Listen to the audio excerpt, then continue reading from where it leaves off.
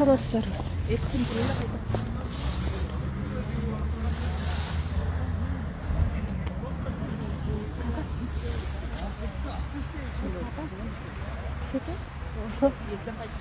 Mayli.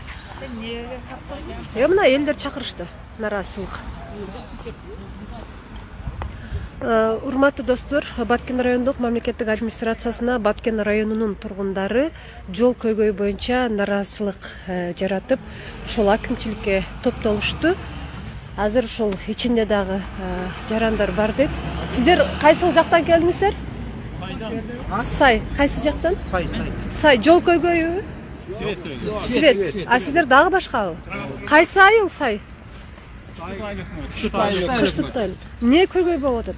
Bizde köygöyle transformatorumuz özümüz koyganбыз 12 lira aldın. Oşan endi mana biz Svet'in pulunu төлөбүз, çok төлөp özümüz absüz kılıp kelip atabız. Deme özüge aytada res, özün balansı kalsa özü remont kılış gerek. Yani bizdeki avari satsaynede hazır. Şunun için geldik. Çakşı çeçi berdi. Tokalasa. Al Svet öçüp kuyup atab hazır. Öçüp kuyup atat, avariya olup atat. Şunun için tin aldık. Kança so'mdan жыйдыңыздар? On Арқандай жыйдап енді. Ең аз жиғанды 15-20 мен жиғаздан bir адистатке ремонт қылауыз өзімізше, частный біреуінен. Шоға келдік. Bir ремонт қылса да қанша уақыттан кейін бұзылады? Енді ол организациясына тұрады екен, уже билбойды, неме жетіп қалды.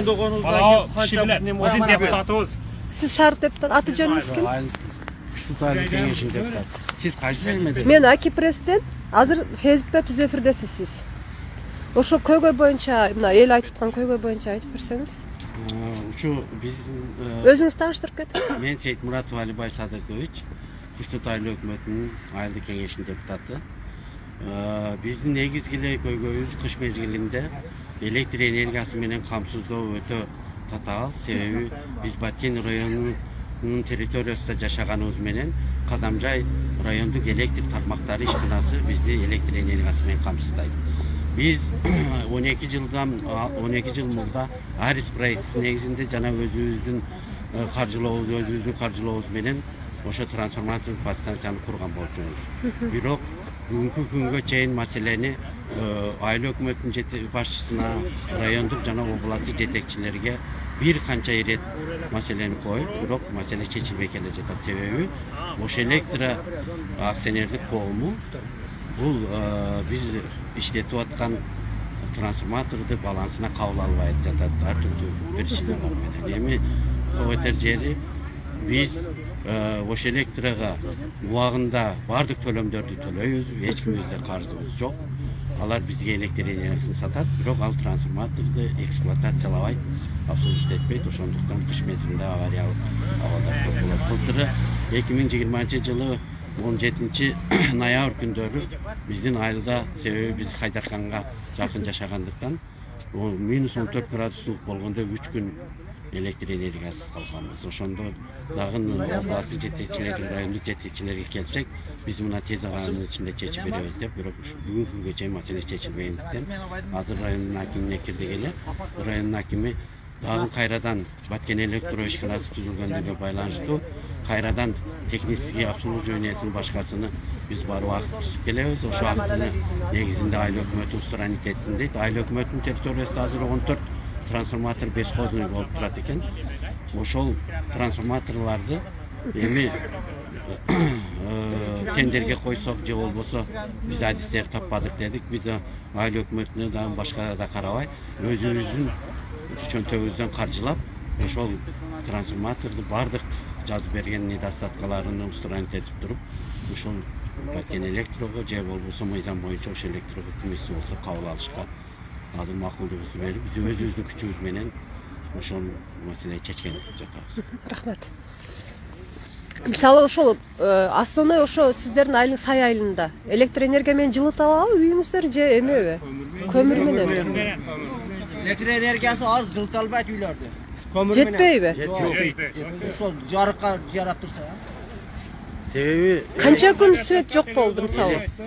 Электр энергиянын аздыгынын себеби бизде 67-68 жылы курулган эски столбалар бардык, анан ошол элдин саны да өскөндүгүнө байланыштуу тизимдар да эскилиги жетип, анан ошол аварияга көп аварияга учурайттарын көп өчүрүлөт. Азыр эми мына бала бакчалар кандай болот, мектептер? Бала бакча Свет жок болсо. Сизден башка сүйлөбөйбү? Эл сүйлөсүнчү, депутаттар эмес.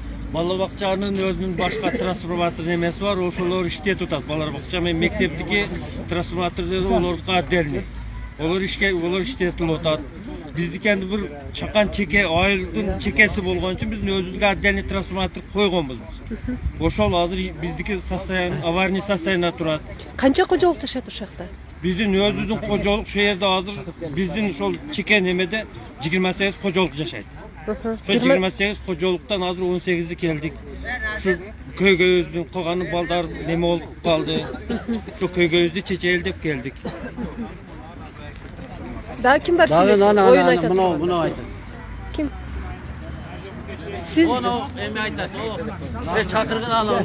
köygöyüңүздөрдү айтыңыздар, мен жол боюнча дагы бир эми бар, ошо элге барайын. Ya o köprü bolat ya. Yok, ol. Bol ya bize var. Kettik, oldu. Rahmat kardeşim, keyin kelgende. Болуптур, маселеңиздер самыгыладын ушу акимге жолугупсуздар. Аки пресстен анан прямой эфирдесиздер Facebook'ta. Çoğunlarına gider. Жетет. Силерге келек. Болуптур, сиздерге да рахмат, кышты эсен аман чыгарып алыңыздар, Буюрса ушул аким чечем деген болсо чечип калар. Чечпесе биз дайым сиздердин кызматыңыздардабыз.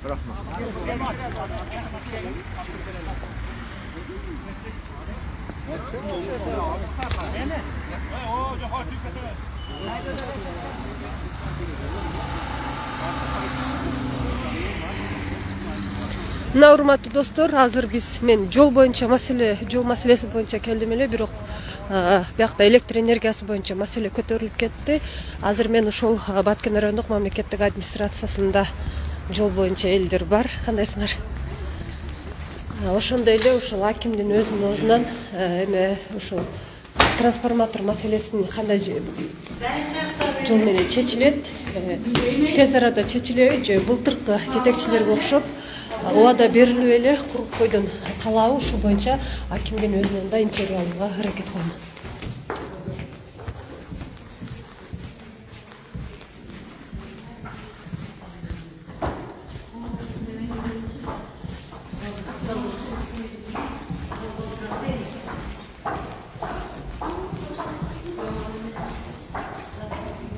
Кандайсыздар? Учкунака барбы? Өзүдө? Эли менен, Рахмат.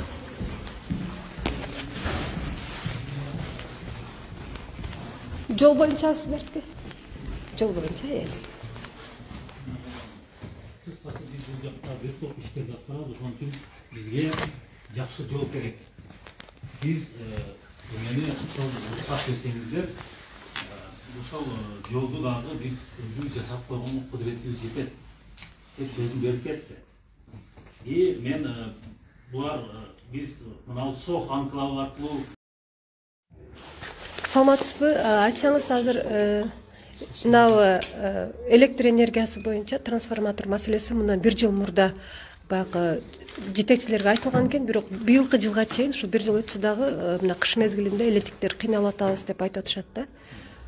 Шуну алып коелу, анан да жол боюнча кайрылабыз сизге. Туура айтып атасыз.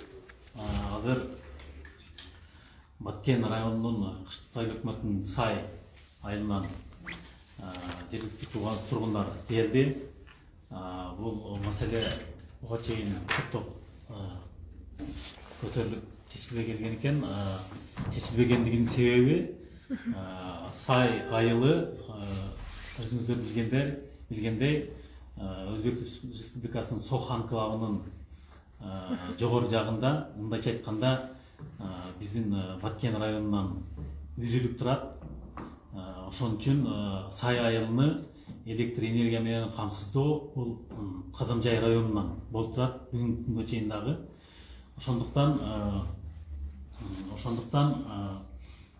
эки Баткен району, Кадамжай району болуп, ушундай эки ранжы болуп маселе чечилбей турган экен. Азыр элдер менен сүйлөшүп, түшүндүрүү иштерин жүргүзүп, биздин райондогу электр тармактары ишканасынан башкы инженери келип, ал киши дагы түшүндүрүп өттү.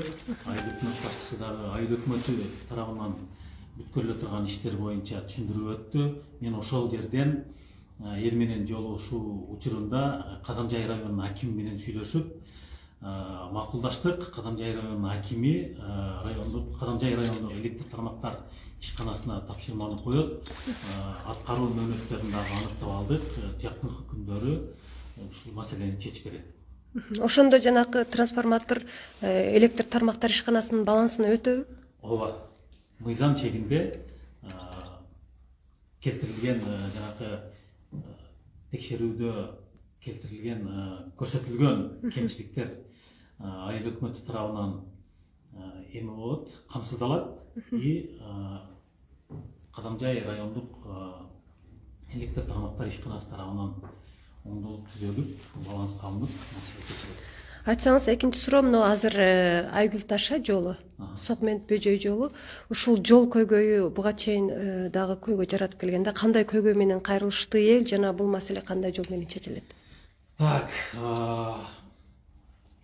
Кыштут айыл өкмөтүнүн Согмент газ айылдарынан тургундар келди.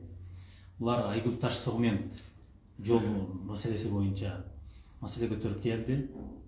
Айгүл Таш Согмент жолу боюнча дагы Айгүл Таш Согмент Таян Сай жана Сох Зардалы жолдору боюнча биз мен өзүм жана атайын адистер кеңири элдерге түшүндүрмөнү бердик. Айгүл Таш Согмент жерлиги боюнча бүгүнкү күн башталган күндөн бүгүнкү күнгө чейинки аткарылган жумуштар боюнча дагы түшүндүрмөнү бердик. Канча сом бөлүнүп, канча сом иштетилгени боюнча маалыматтарды бердик.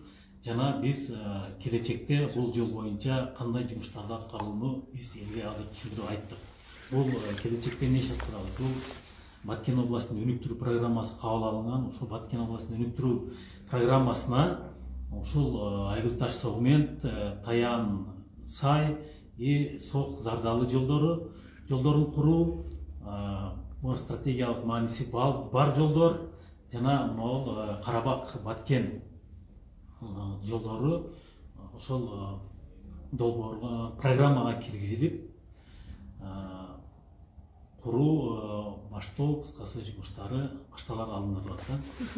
Жана биз дара зонасында биздин көптөгөн кен байлыктарыбыз бар. Ошол дара зонасында биз азыркы учурда жергиликтүү жана чет өлкөлүк инвесторлор менен бир топ жумуштарды аткарууну пландаштырганбыз, мерчемдегенбиз. Бул жакынкы аралыкта цемент заводун куруу, кичи ГЭСтерди куруу жана келечекте чоң ГЭСтерди куруу жөнүндө биз инвесторлор менен сүйлөшүп атабыз. Жана баардыгыбызга эле белгилүү, могул Кыштут айылында кичи ГЭСтин курулушу жүрүп жатат. Бул кичи ГЭС жакынкы аралыкта курулуп бүтүп, пайдаланууга берилет. Ушул инвесторлорду аркылуу дагы жолдорду, инфраструктураны, социалдык пакеттерди, социалдык көйгөйлөрдү чечүү боюнча сүйлөшүүлөрдү биз азыркы тургундарга, Кыштут айыл өкмөтүнүн тургундарына кеңири түшүндүрүп бердик.